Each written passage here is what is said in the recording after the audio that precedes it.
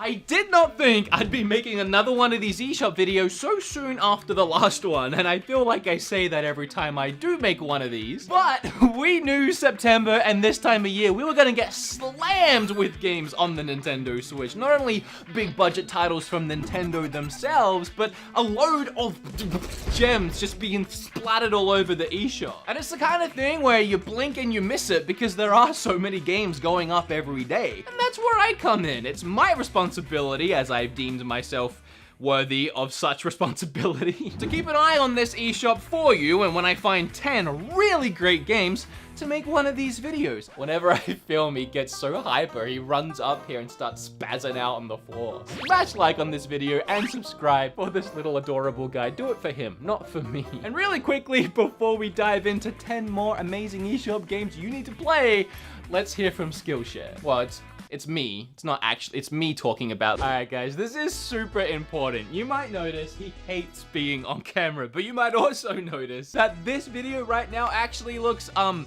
good. And the sad thing is, it's the same camera I've been using for like 2 years now. It just turns out I had no idea how to use it. Sounds like I'm trying to sell it right now, but this is actually what happened. Right as I opened up the website, smack bang on the front page, I found Justin Bridges' course on DSLR fundamentals. And I learned that, yeah, I've been doing just about everything wrong. In just minutes, I learned more about ISO, aperture, shutter speeds, and so much more than I knew before. You see the difference on the same camera? If you don't know what Skillshare is, it's an online learning community with thousands of classes covering all kinds of things. Premium memberships give you unlimited access so you can join classes and communities that are just right for you, like me and cameras.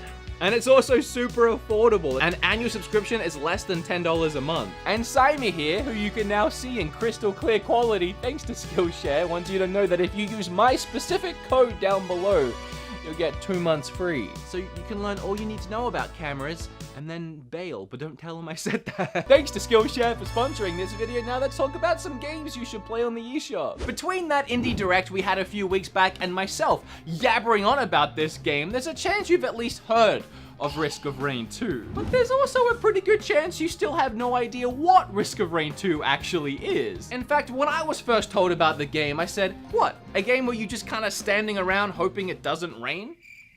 Diving back into my own meme for a second, Risk of Rain 2, it truly is an addictive kind of game. It's a multiplayer roguelike that has you pick between a cast of characters, and every character has different movesets and abilities. Then you and up to 3 of your other friends, if you've got them.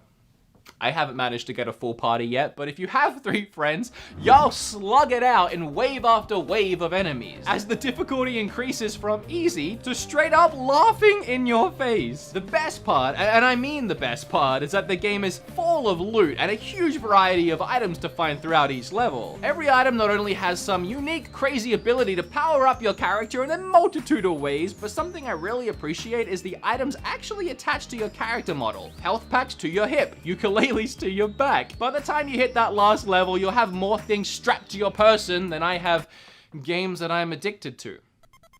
So a lot, apparently. You never know what item you're gonna find in what chest or lockbox. It's always a gamble. So each playthrough ends up feeling unique, as you're always some new kind of beefed up superhero. One go round, you might be a triple jumping son of a gun, spraying chain lightning into your foes, and the next, you might be spraying bullets at quintuple speed while critting on each hit. Didn't breathe through that entire part. There's an item for everything, and it's so much fun. Oh, and I know it's getting a physical in November, but I kind of forgot about that while I was writing this video, and it's still digital only for now, so screw you, it's my video. Now, y'all know I love me some VR, and by far, one of my favorite VR experiences so far has been Superhot, which I can't think of that name without saying it that way. It's a game that really makes you feel like John Wick, as you dual-wield pistols and throw ashtrays to crumble the minimalistic red glass enemies that are trying to not alive you. Stay monetized, stay monetized, stay monetized. The best part in all of this, time only moves when you do. So yes, you can literally Neo Matrix dodge those bullets if that's what you're into. Honestly, Superhot in VR is so frigging cool. I never saw myself being able to play it outside the virtual reality space. So I decided to give it a crack when it surprise dropped on the Switch a few weeks back. And shocking no one, it's still really good when played with your standard Joy-Cons and buttons. In fact, I found myself having a lot more control over, well, myself. On PlayStation VR, I was constantly dropping out of camera view, not being able to pick up weapons on the ground while I'm getting shot in the face. And trying to successfully throw anything in VR is just a nightmare. On Switch, I'm actually able to play the way I wanted to play in VR, and it's still really, really fun.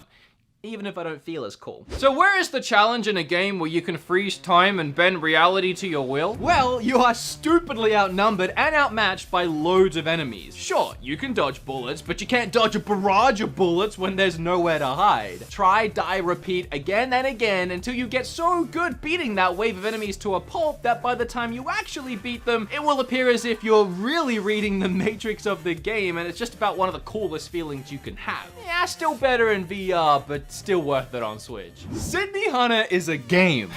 But it's a game created and developed by a good friend of mine, John, aka Gamester81. This guy is old school cool. He's had a retro gaming YouTube channel since way before I even considered starting YouTube. In fact, John was the first beautiful human to ever give me a shout out on this platform about 6 years ago now. Wow, time flies. Wow, I'm getting old. Oh, and he knows his retro games. I mean, the man runs his own retro video game convention in Phoenix, so who better to make a retro-inspired video game than the man who literally is named Game Stir. Also, you better enjoy this game because I've heard if you don't like it, he comes to your house and he slaps you in the face, and you don't want to get slapped by those hands. Alright, enough about John. How's the game? Sydney Hana will scream Super Nintendo and probably Indiana Jones vibes right in your face. The gameplay is smooth, with loads of hidden references and Easter eggs to other games of the past scattered throughout. Like this second boss, who is literally a Mega Man boss and should be approached as such. He was pretty hard.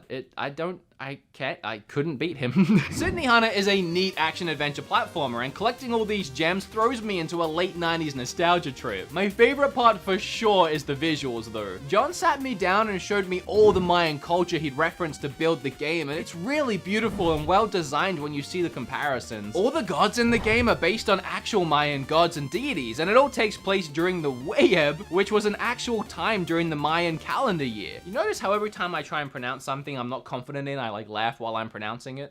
That's how you know I don't know what I'm saying. The passion behind this game can be seen so clearly, and for that, this game is absolutely worth it. Also, the man gave me a shout out when I had like 4 subscribers, so it's time we repaid the favor by checking out his game. It's like full circle. The circle of life. Hotline Miami Collection. Do I really have to break this one down for you guys? Do I really?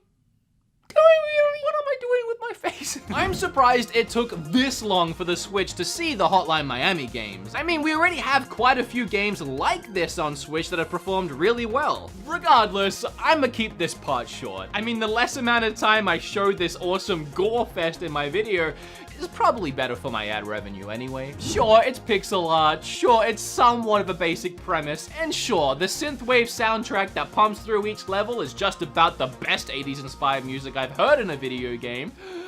But does that make both these games in the collection pack worth the price? Yes, all those things and more, yes. What you're seeing on the screen right now is pretty much the entire game for both of them, and even after finishing both of these adventures, you'll wish there was more levels to play. Buy it, download it, play it, enjoy it, or not. Blasphemous is a game I've been excited for and following for about a year. In fact, back in November of last year, I made a little video about indie games coming to Switch you might not know about, and this was one of them. It's nice to see all these things coming full circle today. And you know a Kickstarter game has potential when they ask for $50,000 and they get $330,000. And what did they do with all that extra cash? Polish up an already promising game into something truly spectacular. Some people have referred to this game as a mix-up of Dead Cells and Hollow Knight, and I would agree, but I would splash in some Dark Souls into it too. Blasphemous is a non-linear hack and slash adventure, and I'm not sure why it isn't described as a Metroidvania because that's what it is. Oh, and the art. Oh my lordy, the art. That's my favorite part here. I barely even know what to say. I mean, just scroll down their Kickstarter page and you can take a look at some of these enemy animations. I mean, of course, you can look at them in the game too, but if you stop and stare at them for more than a second,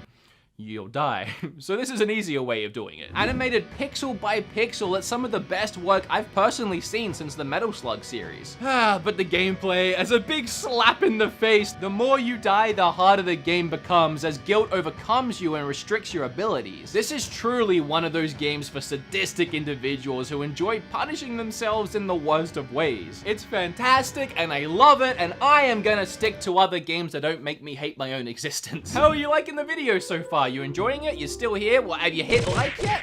Probably should. I told you at the start of this video that this list was gonna be one of my favorites because of the games, man, the games. And that continues into this next one, Creature in the Well. I love when a fresh new indie game comes my way that has some exciting original concept I haven't seen done before, and that's exactly what Creature in the Well does. Have you ever wanted to play a hack and slash game and a pinball game at the same time? Well, now you can. Visually, Creature in the Well exceeds itself, with backgrounds fit for framing around your house and colors that pop so hard they might actually crack your Switch screen. Then there's the actual game itself, which will have you crawling through 8 different dungeons armed with various weapons and objects you use to bash balls around the screen, hitting targets and solving puzzles. It's exhilarating grouping together a few balls, grouping up a few balls and slashing them around, building up energy and momentum before sending them flying towards bumpers or enemies. Creature in the Well might be the most unique game in today's video, and for that reason it might even have somewhat of a learning curve for new players. But it's a game that deserves appreciation for standing out above the rest. Okay, so Rad takes place in a post-apocalyptic world, and I know what you might be thinking. Oh my gosh, how many games take place in a post-apocalyptic? I don't want to hear it. Look, Rad doesn't just take place in a world that's long been nuked away. It takes place in a world that's long been nuked away twice. Yep, everything was destroyed, rebuilt, and nuked again. That scared the living crap out of me. And all the nuking explains why there's so much genetic mutation going on in this world, and it also humorously sets the tone for the entire adventure. This game was developed by a personal favorite studio of mine, Double Fine. The same studio that made such games as, well, this one. But also Psychonauts, Broken Age, Brutal Legend, Connect Party. Alright, scratch that last one. It's clear to see this studio loves their humor and pop culture references, so that's exactly what you're gonna get in Rad. You know, as well as awesome roguelike gameplay. Most of the world is too dangerous to live in, and it's your job to do your best to fix that. Even though the more you fix, the more mutated you become. So really taking one for the team there. Your main weapon here is a baseball bat, and kinda like in Risk of Rain, the mutations you find along the way are both random in where they're found and what they can do, with many different kinds of super powered up abilities that almost make it worth having that second head. While this game is tough and you'll be dying quite a bit out there in the wastelands, much like in games like Dead Cells, your collected currency can be banked and used to upgrade yourself for the next go round, making this game that much more addicting. We really need a different word for that at this point, like a code word or something, like banana. Speaking of games I'm surprised didn't get a physical, Bulletstorm exploded onto the Switch, surprisingly the same day as Risk of Rain. Which makes sense, I guess, because they were both published by Gearbox. That's 2 games all of a sudden from Gearbox? It kind of makes you wonder. Hey Gearbox, you got eyes on the Switch right now. Got anything else planned? Portable Borderlands hype aside, we can all enjoy another first-person shooter in the meantime, Bulletstorm. And nowhere near enough people have played this gem. It initially released back in 2011 on Xbox 360 and PlayStation 3, and as a huge Gears of War fan, 21-year-old me at the time and my friends were all really hyped for Bulletstorm, a game made by the same team of people, and let me tell you, it lived up to its hype big time. This is one of my personal favorites from last generation, and I'm so happy to see it performing this well on Switch, as it's by far one of the most impressive ports so far. So just grab it already and start lasso whipping enemies towards you and then shotgun blasting them in the face and getting those sweet arcade style points for the headshots. Oh, and apparently Duke Nukem is in this game now. You know how Duke Nukem like swears all the time? There's no real getting around that. Well, he also swears in the trailer for this game. The trailer which Nintendo uploaded to their official YouTube channel. So yes, ladies and gentlemen, the official Nintendo YouTube channel now officially has the F word on it. I swear I had another game for this part of the video. I can't remember it. even write it in the script. I literally missed. How did I do this? It was a horror game of some kind. PewDiePie played it. PewDiePie, like way back when, it's kind of how he blew up. It's a horror game, recently came to Switch. PewDiePie played it. Yeah, I'm sorry, I can't, it's really bad. My memory gets worse and worse the older I get. I swear that when I get older, I'm gonna end up with amnesia.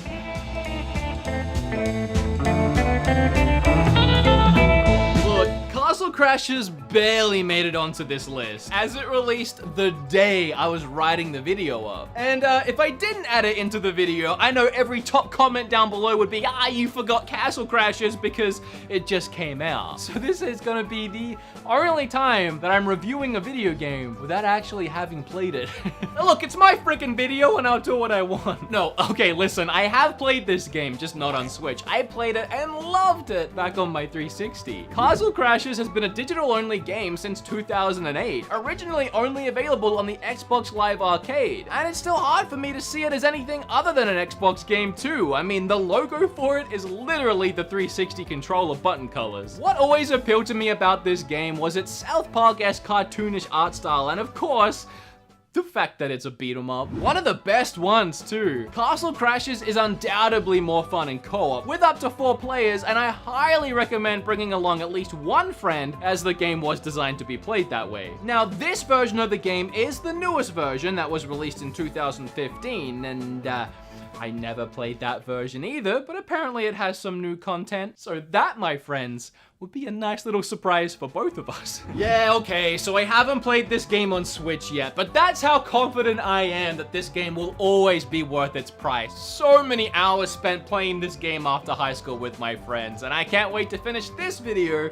so I can finally play it on Switch. But I hope you enjoyed this video and found something you want to play. If you like this video, please, just give it a big old slap at that like button, hair flip, all over that subscribe button, and if you want that on a t-shirt, you can get it. I don't have a way to end the video, but